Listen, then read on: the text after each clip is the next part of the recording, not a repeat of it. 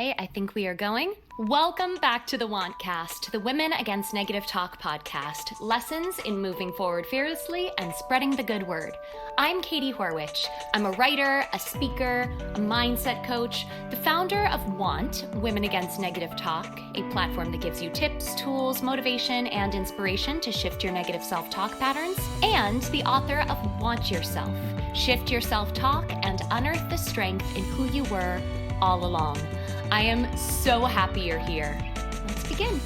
First of all, thank you so much for all of your love for finally launching video podcasts. It is, of course, something that so many people have been doing for seemingly forever, but it's always scary to start something that is new to you, especially when you have an established relationship with a person or a community. You always wonder, how will this new thing be received? So thank you so much for your support and for being on this journey with me.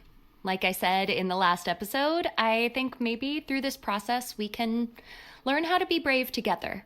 Okay, so this episode I want to talk all about motivation, but this isn't just going to be a how to get motivation no matter what type episode, because sometimes motivation just won't come. In this episode, I want to talk about ways that you can sort of spark motivation if maybe the seeds of it or the interest in it is there, but it's not there so much and so strong that it's actually propelling you forward. I'll give you some tools to get motivation that way, or hopefully get motivation that way. But then I also want to talk about what to do when motivation just disappears, when it seems like it is nowhere to be found and nothing that anyone says or does or anything that you see feels like it can bring motivation back. I, of course, like so many of these episodes and these conversations that we have, am speaking from experience. I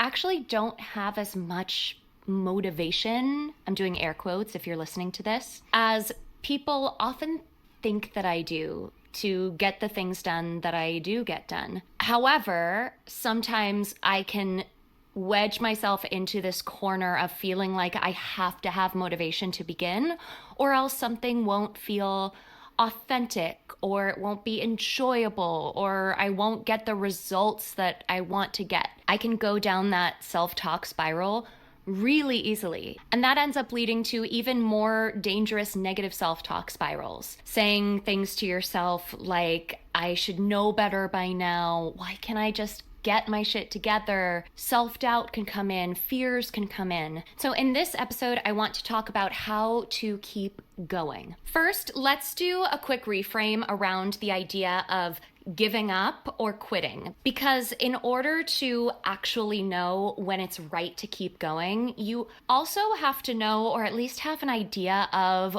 when it's time to call it quits. Giving up, stopping, quitting, these aren't bad things. If something is actively causing you harm, or it's adding pain to your life, or if it simply isn't serving you anymore, even if it once did, then letting go is one of the most powerful things that you can do. I have let go of so many things throughout my life, and that's a whole other episode. That's a whole other struggle that we'll talk about. But for now, I would love for you to think about what are the things that aren't serving you or served you in the past. Or maybe something that you used to do that you said, okay, I am not going to do this anymore because when it comes to the life that I want to live, I know that this isn't going to get me there. So start to gather that proof first of you are able to quit and stop and let go of things because you've already done it. And if that continues to be a struggle for you, I just want to repeat here something that I've said a million times, which is there is no gold star for pushing through or clinging to something that is past its expiration date, okay? That being said, now let's talk about how to keep going when you logically want to or need to, but you're going through a bit of a rough patch. So first, let's talk about how to gain motivation when you feel like you have an interest in motivation or it's almost there, but there's some sort of block. You're just feeling stuck. First, find your big why. And I'm not talking about some sort of pithy reason or short summary of why you're doing what you're doing. Like, really get granular. Why specifically are you doing this, or do you want to do this thing? Whether it's a goal that you're after or a routine that you want to build. But finding your why isn't enough.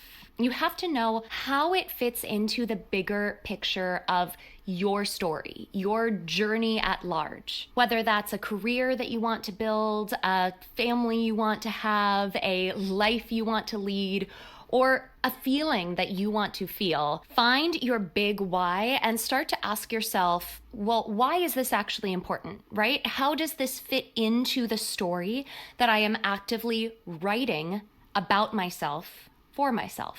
Some people recommend focusing on the feeling that you want to have after you do the thing, which, if that works for you, amazing. I want to give you some extra tools though, because sometimes you need a little more context, a little more oomph to get that motivation going, right? So you want to find your big why, get granular about it, get specific, and then ask yourself, how does that fit into the story that I am writing about my life for myself? The next thing that you can do, which is a pretty powerful tool when I use it, is you can do something called future casting. Future casting is envisioning your future, and specifically here, envisioning your future self. So envision that you, a year from now, 10 years from now, 15, 20, whatever number you want to put in there, envision that you have completed your goal, or you've set the routine that you want to set. It has been your routine for a really, really long time now.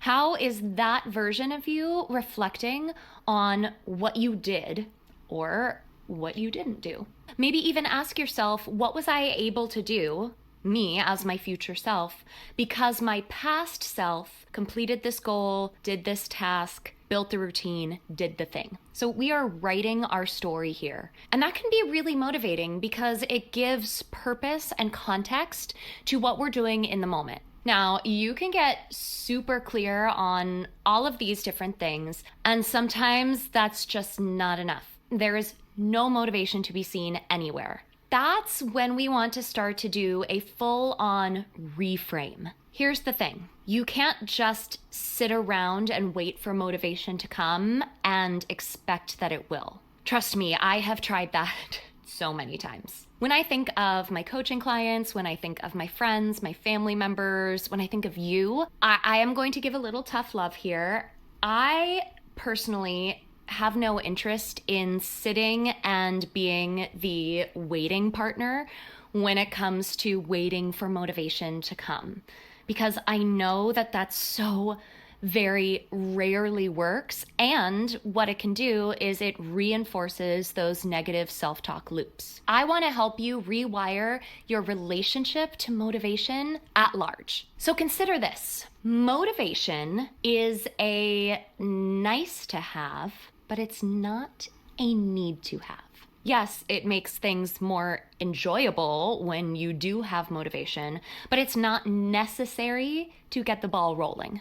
So if you want to keep going, but aren't feeling motivated and it's just not coming, try putting motivation to the side just for a moment and focusing less on motivation and more on discipline. Now, I asked my husband, Jeremy, before I filmed this episode, what he thought of when he thought of the word discipline. And I will tell you, he had some pretty negative connotations. It was all about not following rules and being scolded. And I was like, well, if you're feeling that way, then there's probably somebody who's tuning into this podcast who also feels that way. So if you are someone who associates discipline with self-flagellation, with being scolded, with something bad, I would love for you to reframe discipline as a way for you to practice self-trust. I know, it's like reframeception. It's a reframe within a reframe. Discipline is about seeing that there is a plan, that there is order, that there are rules, and moving forward with those in mind. Discipline is about seeing that there's a plan and recognizing that there's a plan and saying, I am going to stick to that plan. A plan that you have committed to at some point to reach your goals, to get what you want to get, to feel the way that you want to feel. Discipline is a way that you can practice over and over that you are worth trusting, that you are good for your word. And what's cool about that is that is what starts to develop self-confidence. If you look up confidence in the dictionary, confidence just means trust, period. So self-confidence comes from self-trust, which comes from self-discipline. Motivation might come or it might not, but the thing is that discipline is what will keep you going. Now, discipline, motivation, all of these things, they might bring up a lot of feelings. You might have a part of yourself that's like this inner child voice that is saying, but I'm not excited. I don't want to do this. I'm not feeling jazzed or pumped to make this happen. I'm going to offer you this, or rather offer you these rhetorical questions. What if,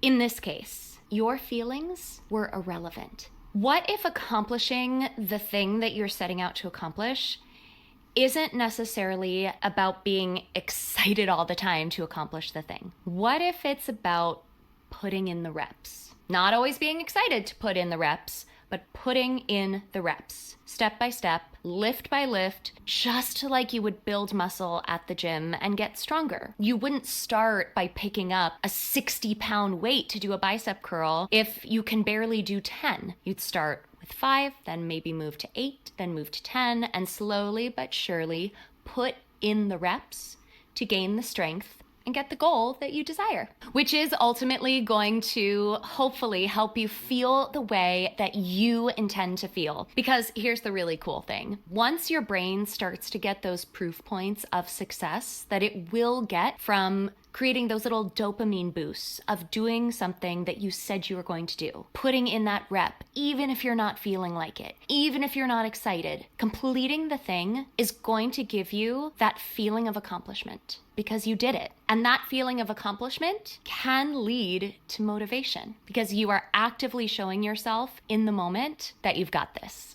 Okay, so let's recap. If you feel like you're just stuck and motivation isn't there, but you really want to be motivated, first, find your big why and get specific. Then put that why in the context of the journey that you are on and the story that you are actively writing for yourself about yourself in real time. Something else that you can do that's super powerful is futurecast. Envision your future self achieving the thing, accomplishing the goal, and how does that future version of you feel? What were you able to do because you did the thing? Or maybe what were you not able to do because you didn't do the thing? It can go both ways. And if those feel like they're just not working or there's no interest in even going in that zone, I get it. You might be so spread thin, burnt out that it just doesn't even feel like you have a seed or a spark or an interest in motivation.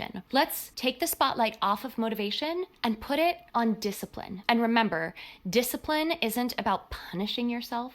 It's about building self-trust and doing the thing that you said you were going to do over and over and over again. I hope this episode was helpful. I hope that it looks okay on YouTube. I filmed it before and I made the very rookie mistake of putting my laptop's brightness on 100%. So I had a kind of creepy zombie glare to me, which I thought that's probably not going to be enjoyable for people. But I hope that this episode was. If you loved this episode, I would be so grateful if you liked, subscribed, rated, reviewed this episode, the Wantcast. I want to hear from you. And make sure that you share this episode with a friend, a family member, a colleague, someone who maybe you think could need it. Also, make sure that you are subscribed to emails from Want on Substack. That's Women Against Negative Talk at substack.com. And of course, I am always here as your biggest cheerleader, so find me on social media. I'm Katie Horwich.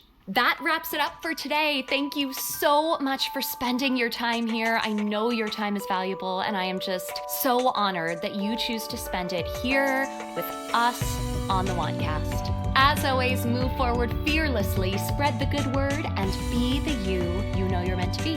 I'll see you next time. Take care. Bye-bye. I will say, I asked everybody what they wanted to see more of on the YouTube channel, and across the board, there was one thing that was the unanimous request, and that was more Frankie. Do you like being here? So we love you, we loved being with you, and we will see you next time, and I promise more Frankie.